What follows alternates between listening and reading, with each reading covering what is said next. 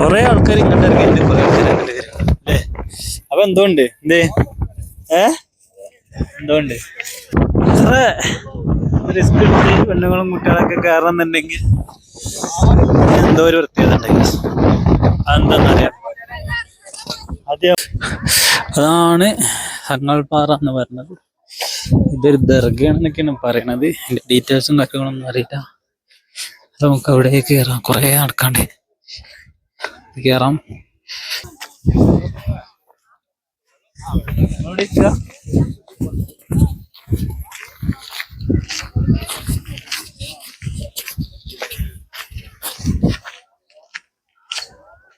അപ്പൊ ഈ തങ്ങൾപ്പാറിനെ പറ്റി നമ്മക്കറിയാനുള്ളത്, നമ്മളറിഞ്ഞതില്ലേ, അവിടെ ഒരു ദർഗുണ്ട്, ഒരു വള്ളക്കുഴി ഉണ്ട് പാറിന്റെ മേലെ.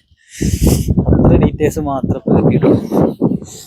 ഇനി കൂടുതൽ ഡീറ്റെയിൽസ് കിട്ടുകയാണെങ്കിൽ പറഞ്ഞുതരാം, അല്ലെങ്കിൽ നിങ്ങൾ അറിഞ്ഞോട് കമന്റ് ചെയ്യാം. അത് ആൾക്കാർ കയറണം. നല്ല വെയിലുണ്ട്, പക്ഷെ നല്ല കാറ്റുണ്ട്, നല്ല വ്യൂ ഉണ്ട്, അടിപൊളി വ്യൂ ഉണ്ട്. ഇവിടുന്ന് കാണുന്നൊരു വ്യൂ, കുറെ റൂംസും കാര്യങ്ങളുണ്ട്.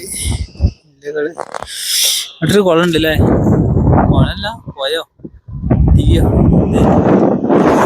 ക്രഷർ ഉണ്ടോ അവിടെ, അതോ പണിയെടുക്കേ. വ്യൂ ആണ്, ഇതിന്റെ രക്ഷയില്ല. ഈ സൈഡിൽ കാണുന്ന വ്യൂ ഇതാണ്. അടുത്ത സൈഡ് അടിച്ചാൽ ഈ സൈഡിൽ കാണുന്ന വ്യൂ ഇതാണ്. കുറെ കാപ്പി മരങ്ങൾ, കുറെ വില്ലകൾ കാണുന്നുണ്ട്. ചെറിയ നല്ല സ്ഥലങ്ങൾ. കാറ്റുകൊണ്ട് എത്ര കേൾക്കുന്നുണ്ട് നമുക്കല്ല, നല്ല കാറ്റാണ്. എന്തായാലും ഞാൻ ഇങ്ങനെ കയറിയോ.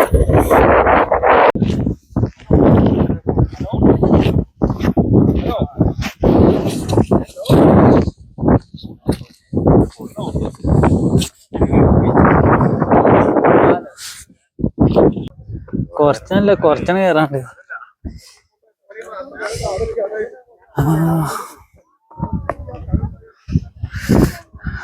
തങ്ങൾപ്പാറ. ഇതില് റോഡുണ്ടോ? ഇവിടുന്ന് അങ്ങോട്ട് റോഡോ? ഇവിടുന്ന് അങ്ങോട്ട് ഒരു പാത ഉണ്ടാക്കി.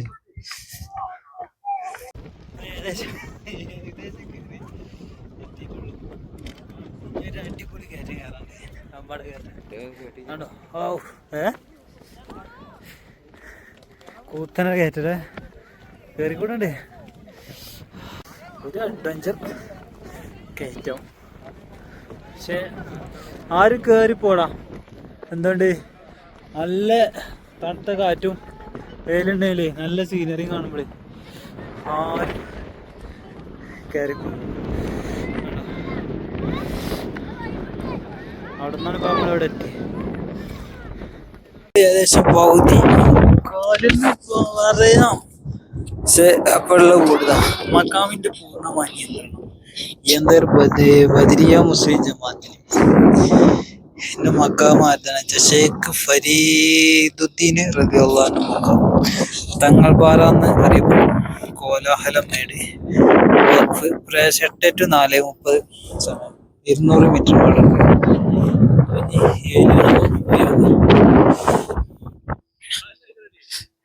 ദേശം ആൾക്കാരൊക്കെ ഇവിടെ എത്തി. നമ്മുടെ കയറി ഇനി 200 മീറ്റർ ഇഞ്ഞുണ്ട് പോയേക്കാം. ഓല അതിൽ കൂടെ കയറി ഞങ്ങൾ എത്തി. കൂടെ ഡേഞ്ചറാണ്, എല്ലാവരും കുട്ടികളെ കൊണ്ടുവരുമ്പോൾ കുട്ടികളെ സൂക്ഷിക്കുക, ഡേഞ്ചർ ഏരിയയാണ്. കുറെ ആൾക്കാർ ഇങ്ങോട്ട് ഇറങ്ങിയിട്ടുണ്ട്, കുറെ ആൾക്കാർ അങ്ങോട്ട് കയറി അല്ലേ. അപ്പൊ എന്തുകൊണ്ട് എന്തുകൊണ്ട് ഇത്ര റിസ്ക് എടുത്ത് പെണ്ണുങ്ങളും കുട്ടികളൊക്കെ കയറണമെന്നുണ്ടെങ്കിൽ എന്തോ ഒരു പ്രത്യേകത ഉണ്ടെങ്കിൽ അതെന്താന്നറിയാം. ആദ്യം നമ്മള് ഫോണിന് മുന്നേ അറിഞ്ഞിരിക്കും.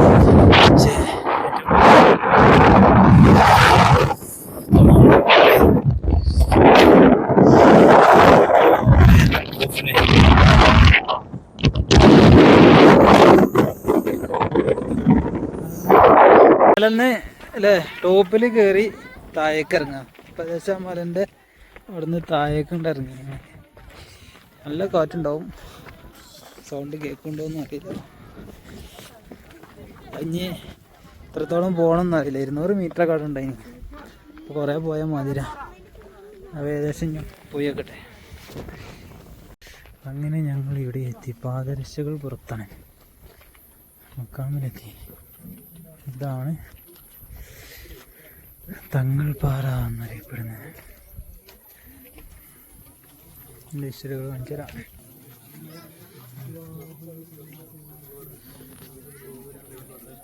ആമീൻ. ഉസ്താദ്മാര് ദ്വാരക്കുണ്ട്. ആമീൻ പറഞ്ഞോളി, വർത്താനം പറയണ്ട.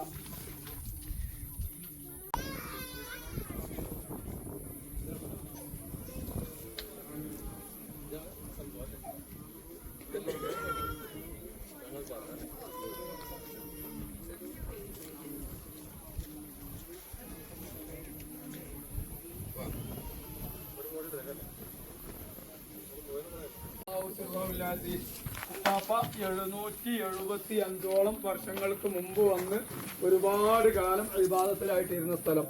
ഉപ്പാപ്പാന്റെ ആപ്പാറ് കാരണം വളർന്നുകൊണ്ടിരിക്കുന്ന പാറയുള്ളത് കൊണ്ട് ആ തങ്ങൾപ്പാറ എന്ന് പറയുന്നത്. അതുപോലെ തന്നെ മഹാനായ ഉമർ ഇബ്നുൽ ഖത്താബ് റളിയല്ലാഹു തആല അൻഹു തങ്ങളുടെ സന്താന പരമ്പരയിൽ ഹിജ്റ 569 ഷാബാൻ 29 അഫ്ഗാനിസ്ഥാനിലെ കാബൂളിലാണ് ജനനം. 4-ാമത്തെ വയസ്സിൽ പഠിക്കാൻ തുടങ്ങിയിട്ടുണ്ട്. 7-ാമത്തെ വയസ്സിൽ ഹാഫിളാണ്. അവിടുത്തെ ബറക്കത്ത് കൊണ്ട് നമ്മുടെ മക്കൾ പഠിപ്പിക്കുന്ന മക്കളെയൊക്കെ നല്ല ഉഖറവിയായ ഹാഫിലിങ്ങൾ ആലിമീങ്ങളാക്കി തരട്ടെ. ശേഷം 2 കൊല്ലം ഉമ്മാന്റെ അടുത്ത് പഠിച്ചു.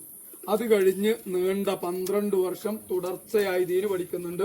അതിനുശേഷം അജ്മീർ ഖാജ ഖദ്ദസല്ലാഹു സിർറഹുൽ അസീസ് അവരെ വളർത്തുമകനുണ്ട് ഡൽഹിയിലെ ഖുത്ബുദ്ദീൻ ബഖ്തിയാർ കാക്കി ദഹ്ലവി ഖദ്ദസല്ലാഹു സിർറഹുൽ അസീസ് മഹാനവറുകളിൽ നിന്ന് ത്വരീഖത്ത് സ്വീകരിച്ചു. അവരെ പ്രധാന ശിഷ്യന്മാരിൽപ്പെട്ട ആളാണ്. അറിയപ്പെടുന്നത് കെഞ്ചു ശക്കർ, മധുരപ്രിയൻ എന്ന പേരില. ഉമ്മയുടെ പ്രാർത്ഥന ഫലായി നിസ്കാരം കഴിഞ്ഞ മുസല്ലക്കടിയിൽ നിന്ന് മധുരം കിട്ടും. അതുകൊണ്ട് ആ കെഞ്ചു ശക്കർ മധുരപ്രിയൻ എന്ന പേരിൽ അറിയപ്പെടുന്നതും ഇവിടെ ആര് വന്നാലും മധുരങ്ങൾ കൊടുക്കുന്നതും. അതുകൊണ്ട് എല്ലാവരും നല്ലോണം ശ്രദ്ധിച്ചോളി. മാതാപിതാക്കളെ പ്രാർത്ഥന മക്കൾക്ക് നിർബന്ധം. ഒരു കാരണവശാലും ഒന്നിന്റെ പേരിലും മാതാപിതാക്കളെ വിഷമിപ്പിക്കണ്ട, പ്രയാസപ്പെടുത്തണ്ട, തുറച്ചു നോക്കണ്ട, അവഗണിക്കണ്ട, അവരെക്കാൾ ഉച്ചത്തിൽ സംസാരിക്കണ്ട. മാതാപിതാക്കളെ വിഷമിപ്പിച്ചിട്ടുണ്ടോ, പ്രയാസപ്പെടുത്തിയിട്ടുണ്ടോ, ദുനിയാവുന്ന് അനുഭവിച്ചിട്ടേ പോകുള്ളൂ. ഒരു സംശയ വിഷയത്തിലില്ലട്ടാ. അള്ളാഹു താല കാക്കട്ടെ. അതുകൊണ്ട് നല്ല ബോധ്യത്തിലും ജീവിക്കുക. മാതാപിതാക്കളോട് അല്ലെ വലാത്ത കൊല്ലഹുമ ഉഫ് ചേന്ന് പറയരുത്. ചേന്ന് പറയരുത് തന്നെ അതിന്റെ മേലെ പറയണമെന്നല്ല, അത് തന്നെ ഏറ്റവും മൈനർ. അതിനപ്പുറത്തേക്ക് പറയരുത്. പിന്നെ വകുല്ലഹുമ കൗലൻ കരീമ, നിങ്ങൾ മാന്യമായ ഭാഷ മാത്രം, അല്ലാതെ വേറെ ഒരു നിലക്കും ഉപയോഗിക്കാനേ പാടില്ല. മാന്യമായ ഭാഷകൾ മാത്രമേ ഉപയോഗിക്കാൻ പാടുള്ളൂ. അതോടൊപ്പം പിന്നെ പറയുന്നുണ്ട് അനിഷ്കുർലി ഒലിവാലിക. കറക്റ്റ് മാത്രമേ അതിന് മുന്നിന് ശേഷം ഒന്നും പറയുന്നത് കേട്ടോ. അഥവാ സമയം പോകണ്ട. അതിൽ അനിഷ്കുർലി ഒലിവാലിദി, നിങ്ങൾ എനിക്ക് നന്ദി ചെയ്യണം കേട്ടോ. പടച്ചോൻ പറയാണ് നിങ്ങളെ മാതാപിതാക്കൾക്ക്.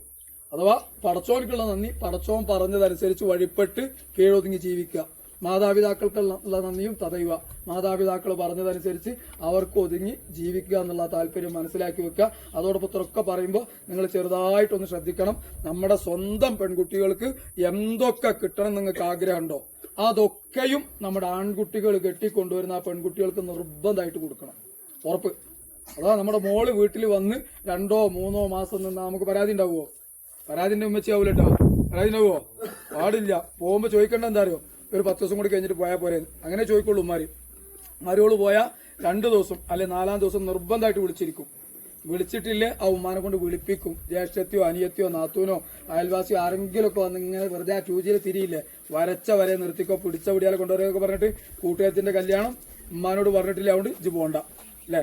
ചൂജിയാണ് കാലം കഴിഞ്ഞില്ലേ, പറഞ്ഞിട്ടില്ലെങ്കിൽ അൽഹംദുലില്ലാഹ് നമുക്ക് പോണ്ടാച്ചാ പോലെ. അതുകൊണ്ട് ഇൻഷാ അല്ലാഹ് അങ്ങനൊക്കെ നിങ്ങളെ ഉപദേശിക്കുന്ന ആൾക്കാർ ഓല കുടുംബത്തിൽ വലിയ സമാധാനമൊന്നുമില്ല, നിങ്ങളെ കുടുംബത്തിലെ വേണ്ടാന്ന് വിചാരിച്ചിട്ടാണ്. അതുപോലെ മോള് ടൂർ പോയാൽ എന്നും ടൂർ തന്നെയാണ്, മാറ്റമൊന്നുമില്ല. മരുവോൾ എപ്പോഴെങ്കിലും പോയാൽ ഓള് എന്നും തെണ്ടലാണ് അല്ലേ. ആ ഏറ്റ വ്യത്യാസങ്ങൾ, അങ്ങനെ ഏറ്റ വ്യത്യാസങ്ങൾ തടത്തിയിട്ട് പഠിച്ചോലെ എന്റെ കുടുംബത്തിലൊരു സമാധാനം കേട്ടാ എവിടെ ഓടിയിട്ടും കാര്യമില്ല, സമാധാനം കിട്ടൂല. അതേസമയം സ്നേഹത്തോടെ നിങ്ങൾ ചേർത്ത് പിടിച്ചിട്ടുണ്ടോ ഒബില്ലാഹി തൗഫീഖ്, ആ കുടുംബത്തിൽ കിട്ടുന്ന സമാധാനം വേറെ എവിടെയും കിട്ടൂല. നമ്മൾ മരിക്കും ഉറപ്പാ. ഇന്നല്ലേ നാളെ നമ്മൾ മരിക്കും. മരിച്ചു കഴിഞ്ഞാൽ മനസ്സറിഞ്ഞ ഫാത്തിഹയും യാസീനും മക്കളെ കൊണ്ട് പേരക്കുട്ടികളെ കൊണ്ട് മരുമക്കളെ കൊണ്ട് കിട്ടണോ സ്നേഹത്തോടെ നല്ല വാക്ക് പറഞ്ഞ് ചേർത്ത് പിടിച്ചോളി. മറ്റുള്ളവർക്ക് നമ്മളെ ഉപദേശിക്കാനേ ഉണ്ടാവുള്ളൂ. ബാക്കി സമയം കഴിഞ്ഞാൽ ഒരു കാര്യമായി ഓല് വഴിക്ക് പോകും. നിങ്ങളെ സ്വഭാവ ഗുണം എന്ന് പറഞ്ഞിട്ട്. അതുകൊണ്ട് നല്ലോണം ശ്രദ്ധിക്കുക. ഇത് കേട്ട് വീട്ടിൽ ചുമ്മാനെ ഇറങ്ങാക്കണ്ടട്ടാ, വാപ്പാനെ പ്രയാസപ്പെടുത്തണ്ട. കാരണം അവരെ കാലിനടിയിലാ സ്വർഗം. ഒരു കൈക്കോട്ടെടുത്ത് മാന്തിയാൽ തൂമ്പെടുത്ത് മാന്തിയാൽ സ്വർഗ്ഗം അവിടെ ഉണ്ടാവില്ല. ഓല് ഇഷ്ടപ്പെടും പോലെ ജീവിക്കാന്നുള്ള താല്പര്യം. ദീനിനെതിരല്ലാത്ത മുഴുവൻ വിഷയങ്ങളിലും മാതാപിതാക്കൾക്ക് വഴിപ്പെടൽ ഓരോ മനുഷ്യന്മാർക്കും നിർബന്ധമാണ്. അള്ളാഹു താല മാതാപിതാക്കളെ പൊരുത്തുള്ള നല്ല മക്കളായി കബൂലാക്കട്ടെ. പിന്നെ പെണ്ണെട്ടി കഴിഞ്ഞാൽ നല്ല സ്നേഹമുള്ള ഉമ്മാരെ വേഗം തിരിയും അല്ലേ? കാരണം കുട്ടികളെ കയ്യിൽ നിന്ന് കളിപ്പാട്ടം വാങ്ങിയ മാതിരിയാണ്. 10-26 കൊല്ലം ഉമ്മാന്റെ സ്വന്തം മുതലായ ഒരു മുതലിനെ വേറെ ആരെങ്കിലുമൊക്കെ ഉമ്മാനേക്കാൾ കൂടുതൽ ഫ്രീ ആയിട്ട് കൈകാര്യം ചെയ്യുമ്പോൾ പോസസീവ്നെസ് സ്വാർത്ഥത അവിടെ വർക്ക് ചെയ്യും. അപ്പോഴാണ് പകയും വിദ്വേഷമൊക്കെ വരല്. അല്ലാതെ നമ്മൾ ദേഷ്യമായിട്ടില്ല ഉമ്മാന്റെ മുതൽ പോകുന്നുള്ള ബേജാറാണ്. അങ്ങനെ പോസിറ്റീവായിട്ടേ മക്കളെ മനസ്സിലാക്കാവൂ. അല്ല ഉമ്മാക്ക് എന്നോട് എന്തോ ദേഷ്യമാണ്, എൻ്റെ പെണ്ണുങ്ങളെ കണ്ടുകൂടാ കുട്ടികളെ കണ്ടുകൂടാ എന്നുള്ള ആ ചിന്താഗതിയല്ല വേണ്ടത്. യഥാർത്ഥത്തിൽ അങ്ങനെ തന്നെയാണ് താനും. അള്ളാഹു താല മാതാപിതാക്കൾക്ക് ആഫിയത്തുള്ള ദീർഘായുസ് കൊടുക്കട്ടെ. ആ ഉമ്മാന്റെ മുഖത്ത് നോക്കി ഇങ്ങനെ വെറുതെ ഇരുന്നാല് കൂലിയാണ്. ഹജ്ജ് കാബ് നോക്കിയാൽ കൂലിയുണ്ട്, വിശുദ്ധ ഖുർആൻ നോക്കിയാൽ കൂലിയുണ്ട്, പെറ്റുമാന്റെ മുഖം വെറുതെ നോക്കിയാൽ കൂലിയാ, തുറച്ചു നോക്കിയാൽ കുറ്റം കിട്ടും. അതുകൊണ്ട് നല്ലോണം മനസ്സിലാക്കി വെക്കുക. ഹിജ്റ 664 മുഹറം 5 വ്യാഴാഴ്ച രാത്രി ഇശ നിസ്കരിച്ചുകൊണ്ടിരിക്കുക സുജൂദിലായിട്ടാണ് വഫാത്ത്. നമ്മൾ ഗ്രൗണ്ടിൽ നിന്ന് 1 കിലോമീറ്ററിലധികം നടന്നിട്ട് അവിടെ എത്തുന്നത്. സമുദ്രനിരപ്പിൽ നിന്ന് 3560ഓളം അടിയായിട്ടുണ്ട്.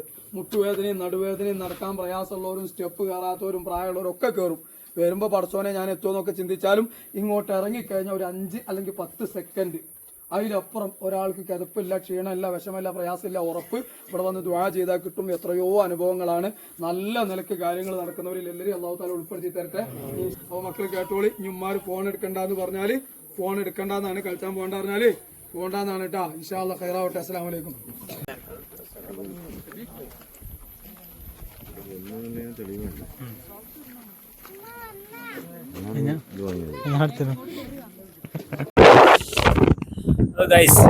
നമ്മൾ എന്താണോ പ്രതീക്ഷിച്ചത്, എന്താണോ അറിയാൻ പ്രതീക്ഷിച്ചത്, അത് കിട്ടിയില്ലേ?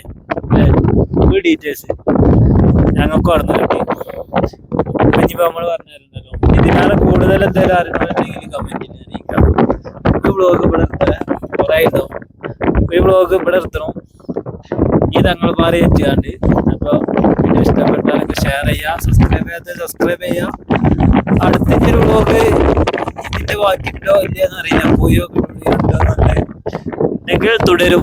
അല്ലെങ്കിൽ അടുത്ത ബ്ലോഗ് കാണാം.